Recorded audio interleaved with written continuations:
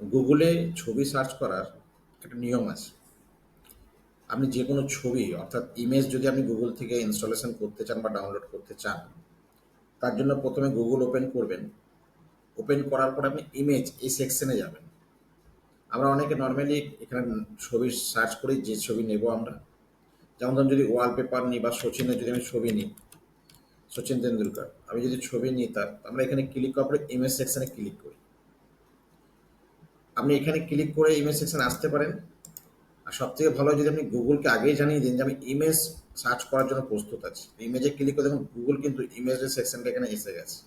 অর্থাৎ এখন আমি যদি সচিনের ছবি সার্চ করি, আমি ডাইরেক্টলি সচিনের ছবি সার্চ করি, দেখুন আমাকে অন্য কোনো লিঙ্ক প্রোভাইড করছে না, সবগুলো ছবি রিলেটেডই দিচ্ছে। ক্লিক করলাম, আমি ছবি সব দেখতে পাচ্ছি। ছবি ইনস্টলেশন বা ডাউনলোড করার সময় মাথায় রাখবেন ছবির রেজুলেশন খুব ভালো করে দেখে নিতে হবে। রেজুলেশন কীভাবে দেখবেন? ছবির যে বড় কোয়ালিটি না ছোটো কোয়ালিটির ছবির উপর ক্লিক করবেন, আপনাকে এখানে শো করবে রেজুলেশন 1280 পরিমাণে এইচডি ছবি আছে। এই ছবিটা আপনি খুব সহজে ব্যবহার করতে পারবেন কোনো ব্যানার পোস্টারে, ছবিটি ফাটবে না। এখন ঘটনা হচ্ছে আপনি যদি সবসময় চাইছেন যে স্যার বড় ছবিগুলো যদি আমাকে শো করে, তাহলে আপনি টুলস বলে একটি অপশন এখানে দেখতে পাচ্ছেন। টুলস, টুলসে ক্লিক করবেন।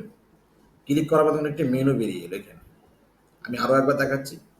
টুলসে ক্লিক করবেন, দেখুন মেনুটি চলে গেছে। আবার ক্লিক করবেন টুলসে, দেখুন মেনুটি চলে এসেছে। এখানে আছে যদি আপনি সাইজে ক্লিক করে লার্জ করে দেন, তাহলে গুগল আপনাকে লার্জ ছবিগুলি প্রোভাইড করবে। এখন ঘটনা হচ্ছে আপনি চাইছেন সচিনের ড্রেসের কালার রেড কালার নেব, তো দেখুন কালার বলে একটি এখানে অপশান আছে। ক্লিক করবেন।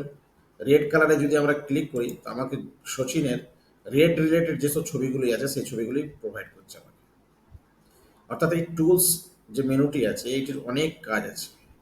আপনি যদি জানতে চান ছবির ধরন, মানে ক্লিপার টাইপের ছবি নেবেন, ড্রয়িং টাইপের, আর ক্লিপারে ক্লিক করুন, আপনাকে সেই ধরনের ছবি প্রোভাইড করবে।